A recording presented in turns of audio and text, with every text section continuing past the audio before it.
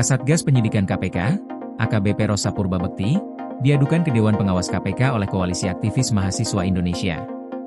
Aduan tersebut berkaitan dengan dugaan bahwa Rosa menghambat proses pemanggilan Gubernur Sumatera Utara, Bobi Nasution, dalam perkara korupsi proyek jalan di Sumatera Utara. Laporan itu disampaikan pada Senin, 17 November 2025. Koordinator Maki, Yusril SK, menyebut bahwa pihaknya menduga adanya peran dari AKBP Rosa dalam lambatnya proses pemanggilan terhadap Bobi. Ia menegaskan bahwa Maki ingin meminta kejelasan mengenai independensi KPK dalam menangani kasus yang sejak awal telah menjadi perhatian publik. Menurut Yusril, pemberitaan yang beredar luas menuntut adanya sikap transparan dalam penyelidikan dugaan keterlibatan pihak-pihak tertentu dalam proyek tersebut. Menanggapi laporan tersebut, juru bicara KPK, Budi Prasetyo, menyampaikan bahwa proses penyelidikan hingga penuntutan dalam kasus korupsi proyek jalan di Sumut telah berjalan sesuai prosedur. Ia menjelaskan bahwa perkara ini berawal dari operasi tangkap tangan, dan sejak saat itu tim penyidik bekerja secara maraton memeriksa saksi serta menggeledah berbagai lokasi yang terkait dengan proyek tersebut.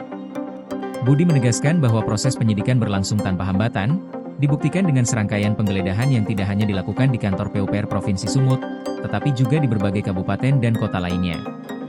KPK menyoroti bahwa operasi tangkap tangan sering menjadi pintu masuk untuk membuka kemungkinan adanya praktik korupsi di sektor lain atau wilayah lain.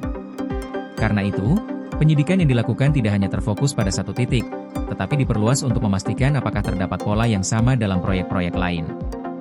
Dari sisi Dewan Pengawas KPK, Ketua Dewas, Gus Rizal, menyatakan bahwa laporan terkait AKBP Rosa akan segera ditindaklanjuti. Dewas akan meminta klarifikasi kepada pihak-pihak terkait untuk memastikan kebenaran laporan tersebut. Keputusan akan diberikan setelah proses klarifikasi selesai dilakukan. Kasus korupsi proyek jalan di Sumatera Utara sendiri bermula dari operasi tangkap tangan yang dilakukan KPK pada 26 Juni lalu. Dalam kasus ini, 5 orang ditetapkan sebagai tersangka.